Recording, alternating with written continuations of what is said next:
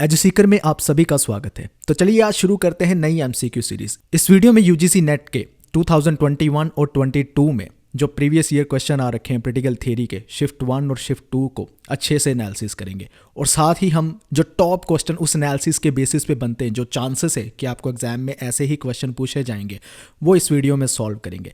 लेकिन आज ये वीडियो में मैं नहीं पढ़ाऊंगा, हमारे साथ नए टीचर जुड़े हैं, वो आगे चलकर आपको ये सारी चीज़ें समझाएंगे और एमसीक्यू भी सॉल्व कराएंगे।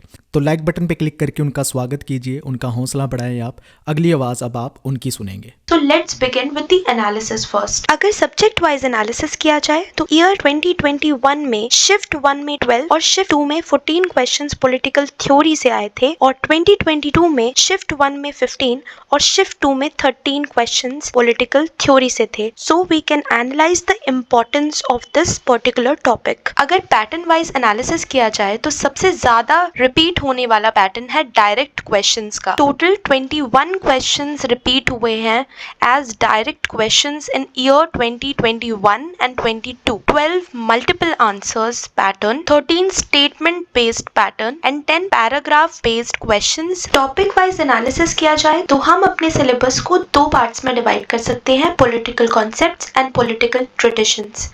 पॉलिटिकल कॉन्सेप्ट से मेजॉरिटी रिपीटेड क्वेश्चंस आए हैं liberty, citizenship, power, rights, democracy and equality के कॉन्सेप्ट से। एंड पॉलिटिकल ट्रेडिशन में रिपीट होने वाले कॉन्सेप्ट्स हैं liberalism, post modernism, feminism, ecologism, conservatism and socialism. On an average 10 to 12 questions in सभी कॉन्सेप्ट से time and again previous years में आए हुए हैं। अगर हम टाइप वाइज एनालिसिस की बात करें तो हम प्रीवियस ईयर क्वेश्चन पेपर्स में पूछे गए मोस्ट प्रोमिनेंट क्वेश्चंस के टाइप को एनालाइज कर सकते हैं और किस तरह हम उन क्वेश्चंस के लिए खुद को प्रिपेयर रख सकते हैं। First prominent type of question is the core themes of concepts and traditions. इसके लिए हम कॉन्सेप्ट्स और ट्रेडिशंस की कोर थीम्स को प्रिपेयर कर सकते हैं और कॉन्सेप्चुअल अंडरस्टैंडिंग को डेवलप कर सकते हैं। Second type is thinkers and ideology और इसके लिए हम आइडियोलॉजी से रिलेटेड मेजर थिंकर्स को प्रिपेयर कर सकते हैं। Third prominent type is statement related questions. इसके लिए हम फेमस स्टेटमेंट्स बाय थिंकर्स को प्रिपेयर कर सकते हैं।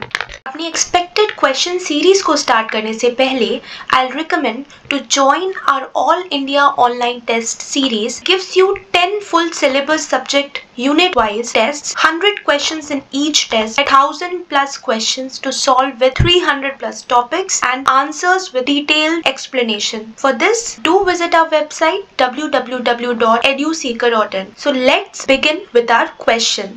So हमारा पहला क्वेश्चन है कि किस पॉलिटिकल थिंकर ने ये स्टेटमेंट दिया था कि जहाँ लॉ नहीं होती वहाँ फ्रीडम एग्जिस्ट नहीं कर सकती है। हमारे ऑप्शंस है John Locke, Thomas Hobbes, Jeremy Bentham and Rousseau. And the correct answer is John Locke. John Locke का मानना था कि अगर एक इंडिविजुअल को एब्सोल्युटली फ्री छोड़ दिया जाएगा अपने नेचुरल एनवायरनमेंट में तो वो समाज में रहने वाले बाकी सभी के राइट्स को एक्सप्लॉइट कर सकता है and vice versa. And that is why Locke give this famous statement that where is no law there is no freedom. इनमें से कौन सा प्रिंसिपल क्लासिकल लिबरलिज्म के रिगार्ड में करेक्ट लिखा गया है? क्लासिकल लिबरल्स ईगोइस्टिक इंडिविजुअलिज्म को सपोर्ट करते हैं। क्लासिकल लिबरल्स नेगेटिव फ्रीडम में बिलीव करते हैं। क्लासिकल लिबरल्स मिनिमल स्टेट में बिलीव करते हैं। Classical liberals self regulating market economy में बिलीव करते हैं। इसके ऑप्शंस हैं ए और सी, ए और डी, ए बी और सी, ए बी सी और D. So the correct answer is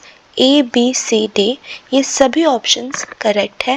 सभी ऑप्शंस क्लासिकल लिबरलिज्म की कोर थीम्स में से एक है जो बिलीव करता है इगोइस्टिकल इंडिविजुअलिज्म में, विच मीन्स ज़्यादा से ज़्यादा इंडिविजुअल फ्रीडम और कम से कम स्टेट का इंटरफेरेंस, जिसका मतलब है there will be negative freedom और concept of minimal state and self-regulating market economy. Thomas Paine के वर्ड्स में कहा जाए तो state will act just like a necessary evil और उसका रोल बहुत ही मिनिमम होगा, just like a night watchman. हमारा नेक्स्ट क्वेश्चन है कि इनमें से किस पॉलिटिकल थिंकर ने सोशल डार्विनिज्म का कॉन्सेप्ट दिया था?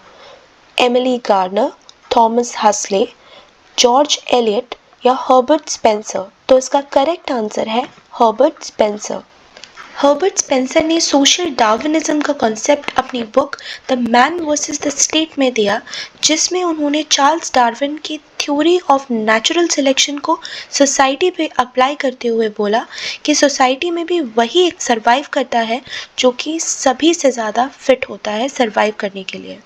सो हमारा नेक्स्ट क्वेश्चन है कि इनमें से कौन सा ऑप्शन मॉडर्न लिबरलिज्म के रिगार्ड में करेक्ट नहीं है। हमारे ऑप्शंस हैं cradle to grave welfare, justice as fairness, developmental individualism and egoistic individualism। हमारे ऑप्शंस है A और C, A और D only and D only। So the correct option is egoistic individualism। So cradle to grave welfare, justice as fairness, developmental individualism और positive freedom ये core concepts हैं modern liberalism के। Egoistic individualism modern liberalism का नहीं, core theme है classical liberalism का। हमारा अगला क्वेश्चन है कि गाइन इकोलॉजी किस थिंकर ने ऑथर की थी। Alice Fulton, Mary Daly, Carol P Christ और Chris Cuomo. So the correct option is Mary Daly. Mary Daly ने अपनी बुक गायनिकोलॉजी को 1979 में लिखा, जहां उन्होंने वुमेन्स को लिबरेट करने की बात की फ्रॉम द पेट्रियार्कल कल्चर और फीमेल नेचर को चेरिश करने की बात की, क्योंकि इको फेमिनिस्ट मानते हैं कि वुमेन और नेचर में एक क्लोज कनेक्शन होता है और यहीं से डेवलप होता है गाया हाइपोथेसिस का कॉन्सेप्ट। इनमें से कौन सा ऑप्शन सेंट्रल बिलीव नहीं है कंजर्वेटिज्म का। First is human imperfections, atomistic society, organic society और हायरार्की एंड अथॉरिटी। ऑप्शंस है ए और सी, ए और D, B only and C only। So the correct option is B only, that is atomistic society। ये central believe नहीं है conservatism का। Conservatism के core concepts हैं tradition, human imperfection, organic society and hierarchy and authority. Atomistic society conservatism का part नहीं है। इनमें से कौन से थिंकर्स इकोलॉजिज्म के कॉन्सेप्ट से रिलेटेड है। एल्डो लियोपोल्ड, रुडोल्फ, गाय डिओबर्ट, फ्रिड्रिफ केब्रा। ऑप्शंस है ए और डी, ए और सी, A, B and D, A, B, C and D। So the correct option is A, B and D। Aldo Leopold, Rudolf and Fritjof Capra ये सभी names associated है ecologism से, whereas Guy Debord is a French Marxist philosopher। हमारा next question है, कौन से thinker ने ये statement दिया था that socialism is like a hat that has lost its shape because everybody wears it। Option A G.M.E. Jord, Option B Ramsay MacDonald, Option C G.D.H.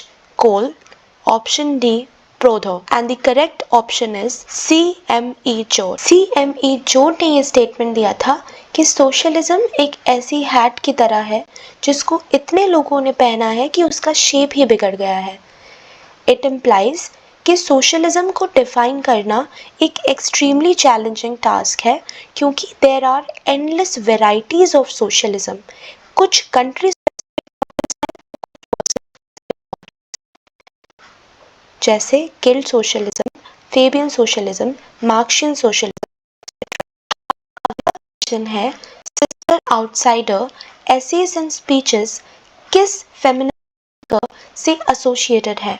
Option A Betty Friedan, option B Audre Lorde, option C Carole Pateman, option D bell hooks. So the correct option is Audre Lorde. Sister Outsider, essays and speeches ये Audrey Lord से जुड़ा concept है। Audrey Lord ने खुद को describe किया as a black lesbian mother, warrior and poet, and अपनी पूरी जिंदगी उन्होंने हर तरह के रेसिस्ट, सेक्सिस्ट और क्लासिस्ट इनजस्टिसेस को एड्रेस किया और कन्फ्रंट किया। हमारा आज का लास्ट क्वेश्चन है, ऑप्शंस में गिवन कौन से कॉन्सेप्ट मल्टीकल्चरलिज्म की कोर थीम्स में आते हैं। Diversity, majority right, recognition, identity. हमारे ऑप्शंस हैं A, B, B, C, A, B, D, A, C, D, A, B, C, D, and the correct option is A, C and D। Multiculturalism की core themes में आते हैं diversity, minority rights, identity, recognition.